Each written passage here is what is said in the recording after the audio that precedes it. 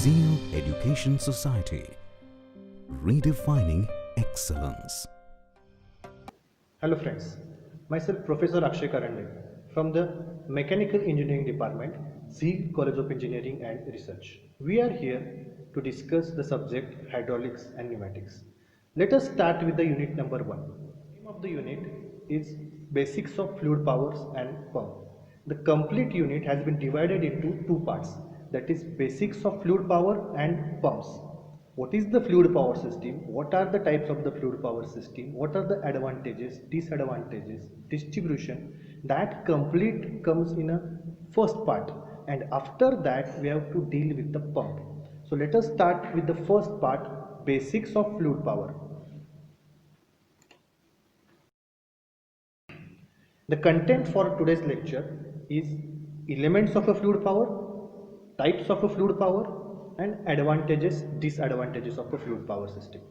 So let us discuss with the first part, what are the elements. So before going to the elements of the fluid power, what is the fluid power? What is the definition of the fluid power? So fluid power can be defined as it is the technology which deals with the generation, control and transmission of a power by using fluid as a medium. That fluid may be a hydraulics or pneumatics, but what will be the focus? The generation, control, transmission of a power by using fluid as a medium. That is nothing but the fluid power technology. What are the elements of the fluid power system? Let us discuss the element one by one. First element are called as a generation element, where we are generating the energy. We are generating the energy from the various medium, like it may be a pump, it may be a compressor. So energy generation element is the first part. Then after that, storage. Whatever the energy is generated need to be stored. So for that we require accumulator. So accumulator can be treated as a storage element. After that, wall. What are the walls? Walls are the control element. The control elements, we required various control element to control the flow, how much flow, what is flow, where to flow. So that can be controlled with the help of control element. After that, up to this point, we are generated energy, we stored energy, and we controlled energy. Now it's time to utilize that energy. So next elements are utilization element. Actuator is example of that. So these are the basic element: generation element, storage element, control element, and utilization element. To perform all these tasks, we also require transportation element. So various pipes and hoses are nothing but treated as a transportation element. So this is what we have, elements of a fluid power system. Our complete unit, our complete hydraulic pneumatic syllabus will be based on this diagram only. We are going to focus on each aspect of the element on every unit. Like for unit number 1 we are focusing on the pumps, for unit number 2 we are focusing on the accumulator, then unit number 3 control valve, actuator. So this is nothing but the layout of your syllabus. Okay, so let us have a look at the example point of view, like exact. As I mentioned, this is the pump, energy generation element. A very first part of the hydraulic pneumatic system where we are generating the energy. The energy can be generated. Generation means what? We have to pressurize the hydraulic fluid. We have to pressurize the air. So pump and compressor are treated as a generation element. We need a specific power pack to generate the energy. So generation element, first part, pump. Then generated energy stored, accumulator. So this is the example of a accumulator. One type of accumulator has been shown, that energy has been stored in that accumulator. You can observe the diagram. Okay, then control. Look at the one example, control. Our basic water tap in our home, water tap you use the number of times, water household water tap is the best example of a control element. Using that water tap we can control how much water, how much flow we require. So like we can control the flow, like we can control the direction, and also we can control the pressure, how much. So that is the control valve, and the diagram here is one of the type of the actuator. Like the diagram you are observing is for the linear actuator.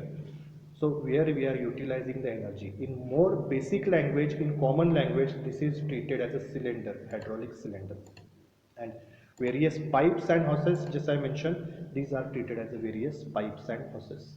Okay, so these are the description of elements of fluid power with the diagrams. Now what are the types of the fluid power? We know that fluid power can be again defined as a conversion of energy from one form to the another. That can be treated as a one more definition. But before that, what are the types of the fluid power? Complete fluid power can be divided into two parts, that is hydraulics and pneumatics. What is hydraulics and what is pneumatics? If I am using pressurized oil, listen carefully, if I am using pressurized oil as a working medium, then the system is called as a hydraulics. And if I am using pressurized or compressed air as a medium, this is called as a pneumatics. So basically hydraulics and pneumatics are categorized by their working medium. If I am using hydraulic, if I am using pressurized oil, it is hydraulics. If I am using pressurized air, it is called as a pneumatics. The images you are observing on a screen, that will clear the concept. In a first portion, if you observe the fluid, it's shown with the yellow color, that is working medium, that is working on a piston, so that we are getting the extension. And also in a right side diagram you can observe the air as a working medium. Also let us discuss some more detail about the hydraulics. Hydraulics is categorized for the more power. Whenever the terms hydraulics can be there, remember more power, less speed. So what is reason for more power? The reason for more power in case of hydraulics is the compressibility.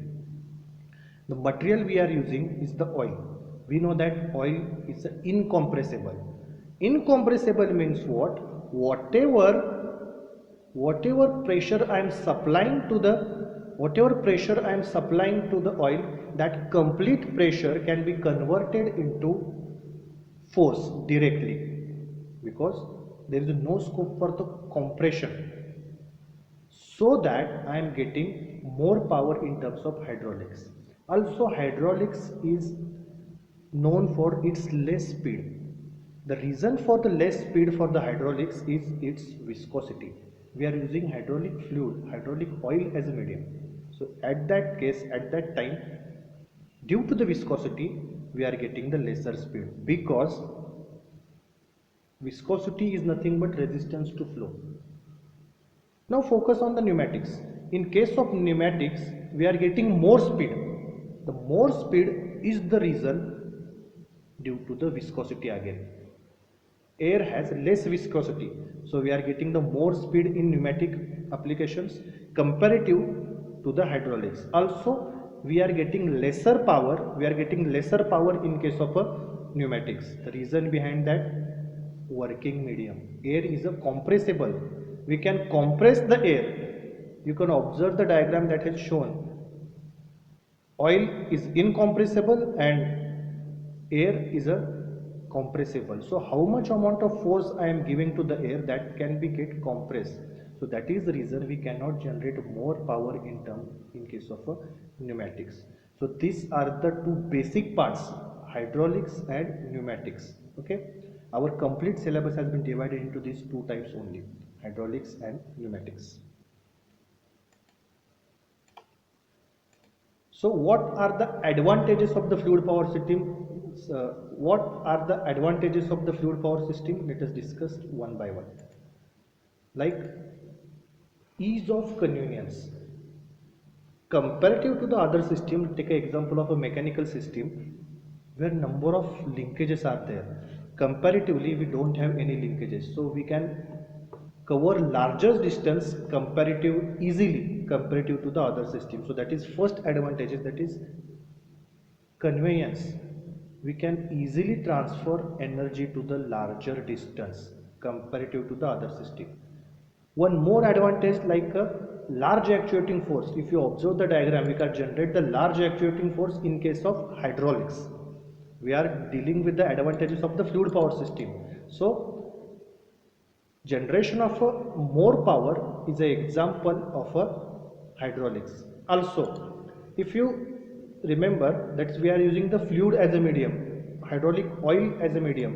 So hydraulic system or fluid power system can be treated as a self lubricating and self cooling. No extra provision is required for the system for the lubrication and for the cooling purpose. Controlling is also easy in case of fluid power.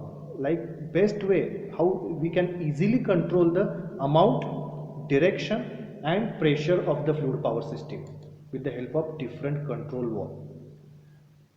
Due to the hydraulics and pneumatics content or hydraulic fluid and pressurized air, we can get the advantage like we are getting the extremely smooth and jerk free motion. Also, one advantage is that it can be treated as multiplication of force is much easier in this fluid power system. And one more advantage is reversibility, overload protection, safety. So these are treated as one of the advantages.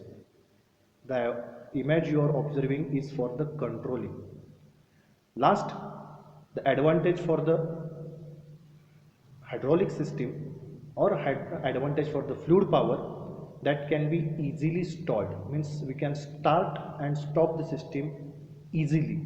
So these are treated as advantages of the fluid power system. Zeal Education Society, redefining excellence.